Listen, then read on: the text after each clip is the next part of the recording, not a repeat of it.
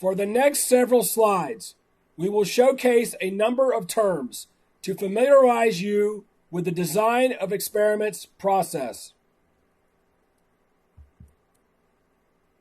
An input factor is an independent variable that may affect a response variable. Input variables typically have two or more levels. A level is a specific setting of an input factor. The response variable is the dependent variable.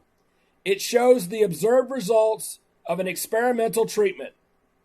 Treatments are the various factor levels that describe how the experiment is deployed. We reach optimization when we find the treatment combinations that give the most desired response. Degrees of freedom is a term we have used many times before. Recall that it is the number of measurements independently available for estimating a population parameter. A main effect is an estimate of the effect of a factor independent of other means. An interaction occurs when the effect of one input factor on the output depends on the level of another input factor. We will dedicate further time later in this module on main and interaction effects.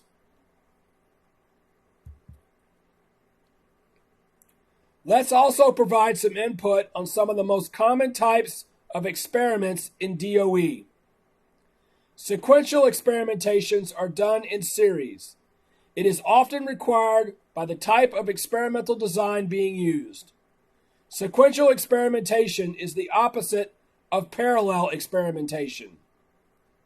EVOP, evolutionary operation, is a type of sequential experimentation to adapt system behavior by learning from present results to predict future treatments for a better response. This approach helps to reduce experimental risk. Parallel experimentation is done at the same time. There are typically mitigating factors, environmental conditions, or economies of scale considerations that necessitate this approach. Screening is another method for finding the most probable factors in an experimental system. Most screening experiments employ two-level designs. Screening is not 100% reliable. Recognize that if a factor is not highly significant, it does not necessarily mean that it is insignificant. A nesting experiment is one where all trials are not fully randomized. We typically do this for very deliberate reasons. An example would be operators associated with production lines. If the operator stays with the same production line, then the operator is nested with the production line. It may not be feasible to move the operator to different production lines in the aim of obtaining a balanced design. Mixture experiments are experiments where the variables are expressed as percentages of the whole and summed to 100%. An ideal application would be a DOE associated with chemical solutions. A design is orthogonal if the sum of the elements of the interaction factors is 0.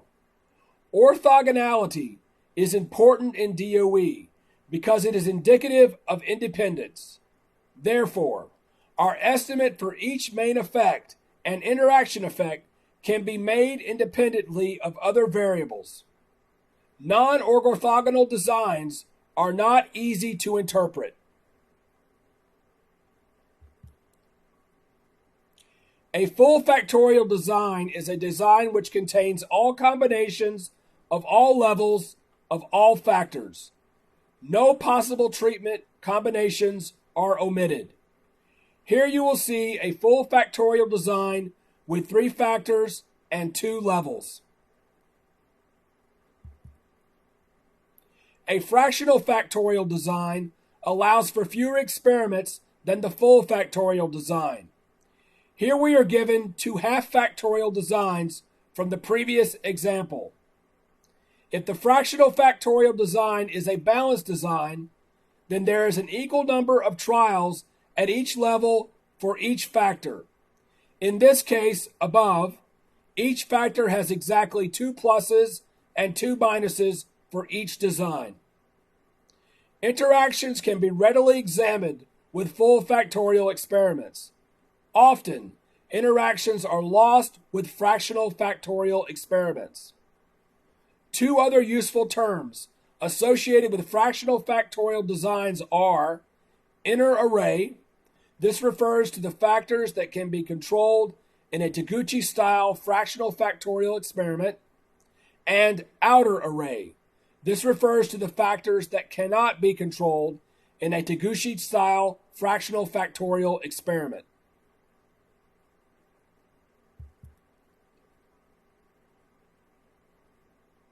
An alias occurs when two factor effects are confused or confounded with each other. When the effects of two factors cannot be separated, the setting of one cannot be separated from the setting of the other. Consider three input factors, each with two levels. We have three main effects attributed to each factor and three interaction effects consisting of the product combinations of each factor with another.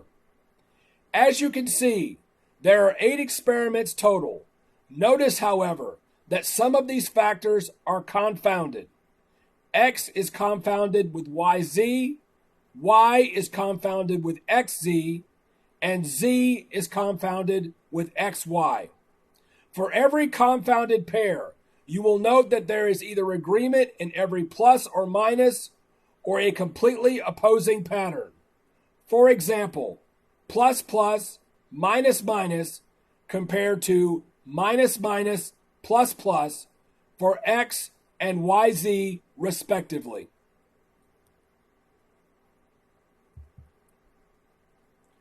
Blocking is used to account for variables that the experimenter wishes to avoid. Blocking helps to reduce unexplained variability. Blocking can be found in numerous situations. For example, accounting for gender to reduce variability or controlling for a nuisance factor to reduce experimental error.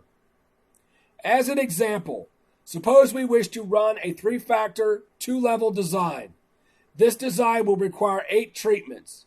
If we can only run 2 treatments each day, we would want to introduce a dummy variable called day and use this as a block to help us understand any possible differences between each day of runs.